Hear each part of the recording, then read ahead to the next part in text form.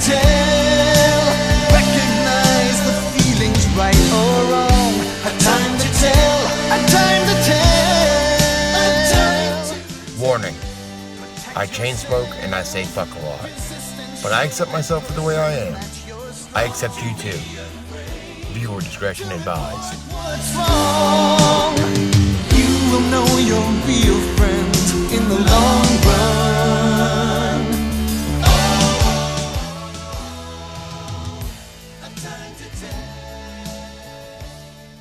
From the time that I was 8 years old until I was 12 years old, I was sexually assaulted and raped by Dennis Pegg. Secrets revealed in this Sussex County, New Jersey courtroom. Confessed killer Clark Fredericks delivered a detailed, gut-wrenching account of what he says happened to him as a child and what he did about it 3 decades later. It started out with him wanting to touch my scar that I had from open heart surgery at the age of 6, and eventually led to him raping me. This is the man he's talking about, ex-Scoutmaster Dennis Pegg, who Fredericks stabbed to death. No evidence of the childhood abuse was ever produced, but other men made similar allegations. Friends in the courtroom sobbed as Fredericks talked about Pegg torturing animals, then threatening to do the same to him if he told. No one would ever believe my word over his. Then, as an adult, he says feelings of shame kept him quiet. That was until the trial started for serial child molester and former Penn State coach Jerry Sandusky. My reaction to seeing Sandusky get out of that car with his lawyer was that Dennis Pegg would never be held accountable. My shell cracked. My mind was flooded with images, memories, anger. Fredericks told the court his friend Bob Reynolds drove them here to Pegg's house on Millbrook Road in Stillwater. The front door was open, and Fredericks walked in. At the end, I slit his throat. No apologies, but his guilty plea on charges of passion, provocation, manslaughter avoids a murder charge. As he left the courtroom, this eruption of applause. You might feel uncomfortable in presenting this subject to an 11 to 14-year-old adolescent male audience for which it is intended. However, it is because of the unique physical and psychological changes young men experience in adolescence that the subject of sexual molestation should be directly addressed. Attorneys have revealed the names of more than 180 Boy Scout leaders in New York and New Jersey accused of sexual misconduct. The names are part of the so-called perversion files, an over 14,000-page record created by the Boy Scouts of America on employees accused of abuse. That list dates back to the 1940s, and it includes more than 7,000 alleged perpetrators. According to NJ.com, the organization did not take action to protect the Boy Scouts' reputation. The Oregon Supreme Court released a redacted version in 2012. Attorney Jeff Anderson says releasing the names finally gives survivors a chance for justice.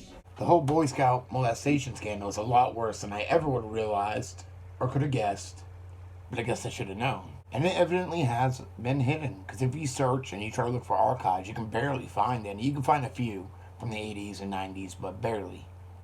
But after 2012, it was like the floodgates opened. This is just a small compilation of molestation allegations. That rhymes. I didn't even mean it to. And I mean small, because there's a lot of cases, unfortunately. It was at this Pico Blanco Boy Scout camp in Palo, Colorado Canyon that Andy Hinkle says he was molested by this man, Richard Christensen. After nearly 30 years of remaining silent, Hinkle is now going public with his accusations, and he spoke exclusively with Action News 8. You don't want to come forward and say, yeah, I let this happen to me, because that's the way you feel, as if you let it at first. You don't feel like a victim. You're ashamed. You just feel stupid. The former Santa Cruz man has filed this 16-page lawsuit against Christensen and the Monterey Bay Area Council of Boy Scouts, claiming he was molested for 7 years, beginning when he was 5. Attorneys for Hinkle say at the time the Boy Scouts was a magnet for pedophiles and that Scout leaders did nothing to protect Scouts from Richard Christensen, who was a den leader at the time and only later was convicted of molesting young boys. The abuser had been warned on multiple occasions of his, their words, inappropriate behavior, hugging children, having children on his lap, isolating children from the rest of the troop. The former Boy Scout is now 32 years old and living in Oregon. He doesn't know if any of his friends were allegedly molested at the same scout camp. But for 28 years, Andy Hinkle says he has blamed himself and lived with a dark secret. Filing his lawsuit, he says, is the beginning of the healing process. Behind the tradition of trust, as a small child, it destroys your soul. the Boy Scouts of America kept a secret for decades. He molested me every week of every month. Matt Stewart says a scout leader molested him from the time he was 7 until he turned 18. I'll never forget his bright lights shining from his car through the window, and he would knock on the door. Matt never said a word, and he says neither did the Boy Scouts of America. He would molest me in the basement of my parents' house with my parents upstairs. Matt says the Boy Scouts knew about leader Bruce Phelps. He told me that he would kill my family. And that Phelps had a history of molesting boys.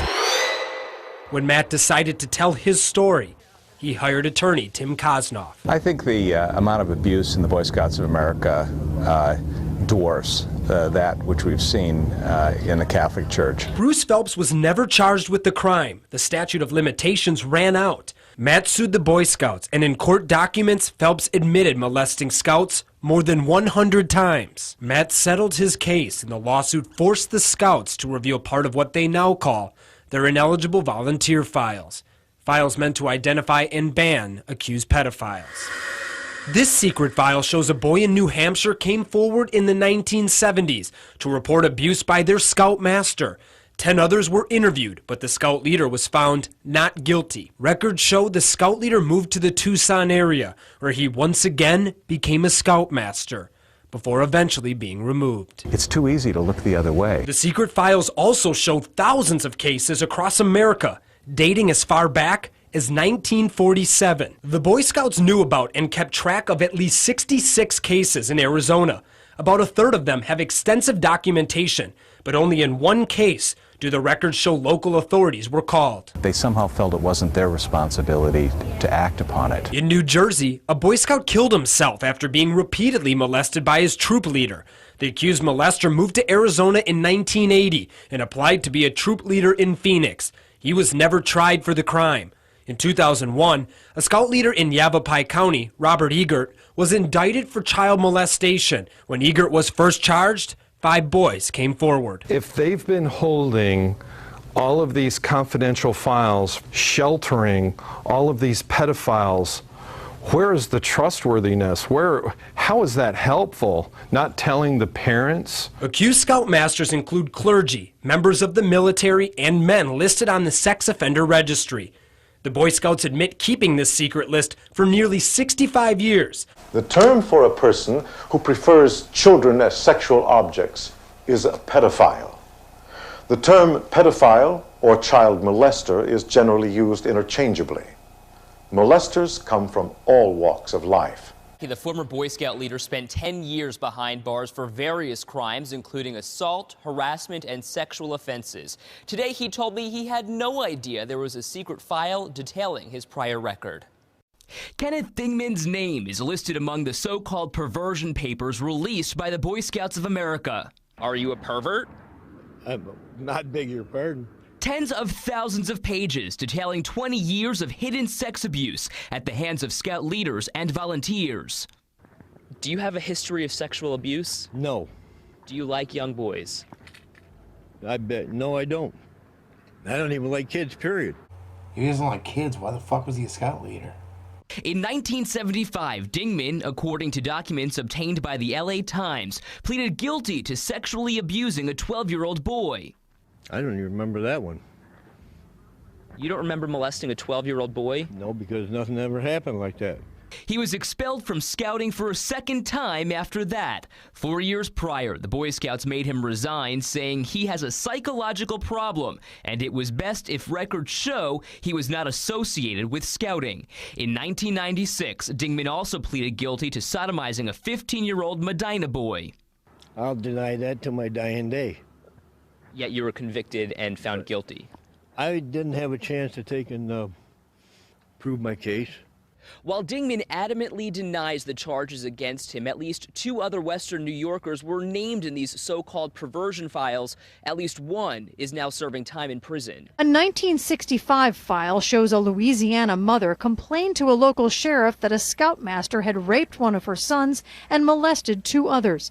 The man confessed, but neither police nor the scouts pursued the charges, according to the files, to save the name of scouting. The files didn't always work. In 1966, an Indiana member of the Scouts was found guilty of sodomy and served 2 years in a reformatory. In 1978, he was let back into the Scouts on probationary status, where he was a member for 8 years. Since the files were kept secret for so long, in many of these cases, the statute of limitations has already run, and offenders cannot be charged with crimes. 2012 was a watershed moment for the Boy Scouts of America when the country began to learn about thousands of abuse allegations within the Scouts' volunteer ranks.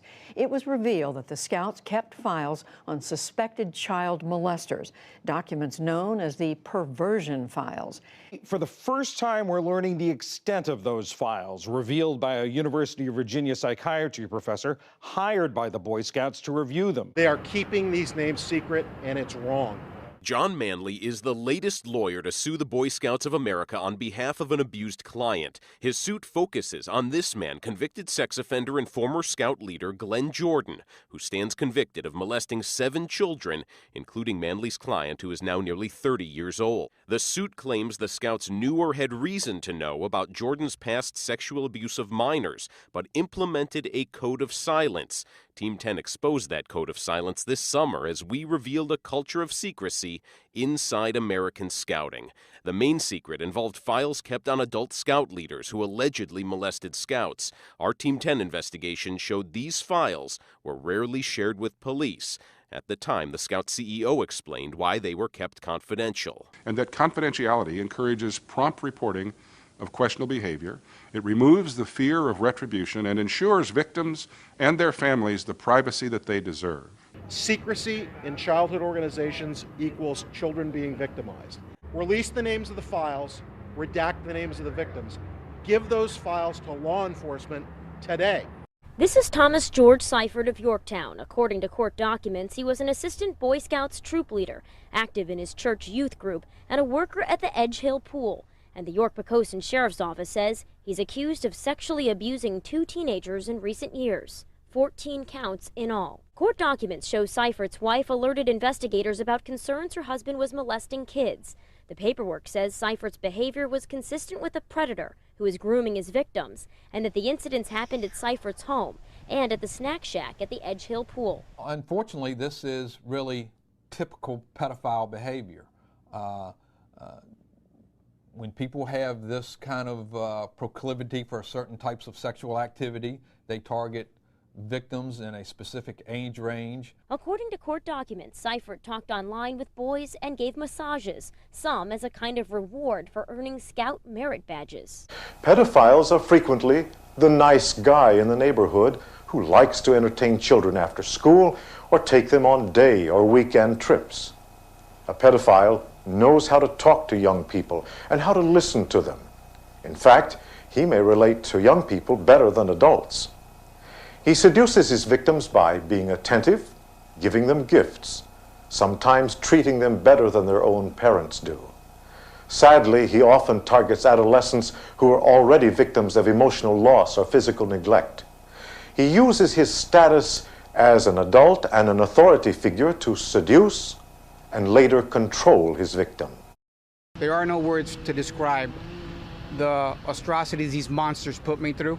Speaking anonymously, this man who grew up in Homestead says in the 80s he was sexually abused by his Boy Scout leader. I was sodomized, raped, and abused by 3 monsters that were at the Boy Scouts. He says 2 different leaders in Homestead and another in Orlando abused him.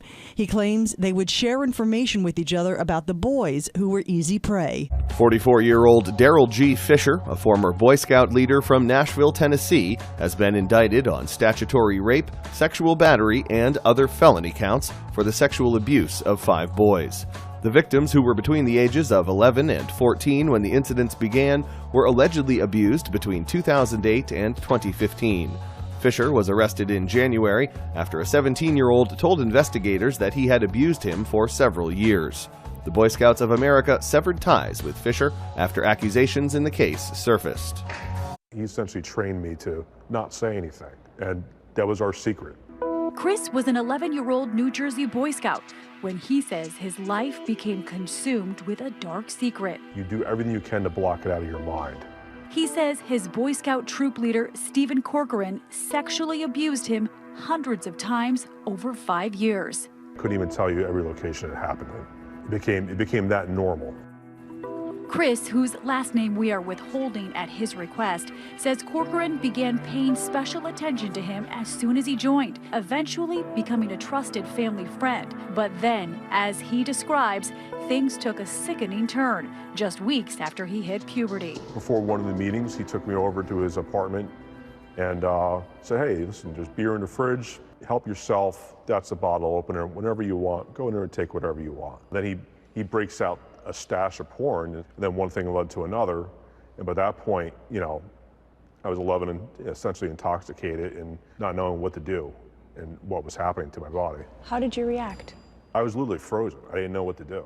You know, I remember being stiff, my body was stiff as a board on his couch. I couldn't move. Chris says he's finally coming out of the shadows, sharing his story 2 decades later. His adulthood, he says, plagued by depression, anxiety, and anger. I've had this kind of like whirlwind of mess throughout my adult life. I'm 35 years old, I'm still dealing with this like it happened yesterday. Now, Chris, along with 2 other former Boy Scouts, has filed a lawsuit against the Boy Scouts of America, saying they did not do enough to prevent the sexual abuse. He said his troop leader openly provided young scouts with alcohol. On some of the trips, he literally turned it into a booze fest. And in one instance, an adult friend of Corcoran's allegedly witnessing the sexual abuse. He saw you and Steve together. Yes. Did he confront Steve? Yes, he did. And how did Steve respond? Steve told me he played it off. He said, you need to be more careful in the future. And then that friend just disappeared out of the troop and just walked away from it. Stephen Corcoran's attorney maintains that his client is innocent of the abuse allegations, but in a separate case, Corcoran, now 49, was found guilty of possession of child pornography. In June of this year, he was sentenced to 7 years in prison. 15 civil suits filed in Cook County Circuit Court claim that the Boy Scouts and its Chicago Area Council acted negligently when the organizations allowed a convicted sexual predator to infiltrate a scout troop in the 1980s. Between 1981 and 1988, Thomas Hacker allegedly abused scouts ranging from 4 years old to teenagers, many of the incidents occurring at a scout-owned campground in western Michigan. Before that, in 1961, Hacker, who also went by Thomas Edwards, working as a scout leader in Indiana, was arrested for molesting boys during a camp out. According to the complaints, he would join at least 2 other scout troops in Indiana after that first arrest. The plaintiffs are seeking millions in damages. The Boy Scouts of America did not immediately provide comment. In an unrelated court case, she testified that that list dates back to 1944 and contains the names of at least 7,800 people believed to have abused more than 12,000 children. Do you think these names should be made public in the same way that some of the Catholic Church files have been made public? When the Boy Scouts offer an apology and say that they have reported this to law enforcement, that really is minimization and passive inaction. The reality is that these names need to be known to the public, both the identities of these offenders across the country and the locations in which they offended that caused them to be put into the perversion files. And so when the Boy Scouts say they've reported to the police, they know, and as do everybody else in this field, that the police rarely can act on these cases because they've been held secret for so long. There are statutes of limitations, so they never get investigated, and they never get prosecuted, and they thus never get known.